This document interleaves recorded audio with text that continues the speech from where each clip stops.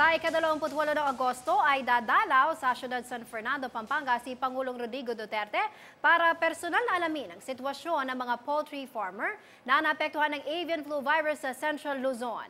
Kinumpirma ni Agriculture Secretary Manny Piñol na hahainan ng all-chicken menu, balot at itik si Pangulong Duterte para patunayang ligtas kumain ng poultry products na mula sa lugar. Ayon kay Piñol, ipapakita ng Pangulo sa publiko na walang dapat ikabahala sa pagkain ng karne ng manok at para mabura ang stigma o maling paniniwalang may epekto ang pagkain ng mga poultry product. Nilinaw din ni Secretary Piñol na bawal pa ring magluwas o magbiyahe ng poultry products na nasa loob ng 7-kilometer radius ng San Luis, Pampanga, Jaén at San Isidro, Nueva Ecija. Pero inalis na ng Department of Agriculture ang ban o pagbabawal ng shipment ng mga itlog at manok mula sa Luzon papunta sa Visayas at Mindanao.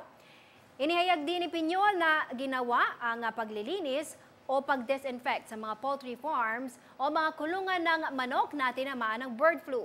Tapos na daw kasi ang pagpatay sa mga manok sa mga lugar na isinailalim sa bird flu outbreak.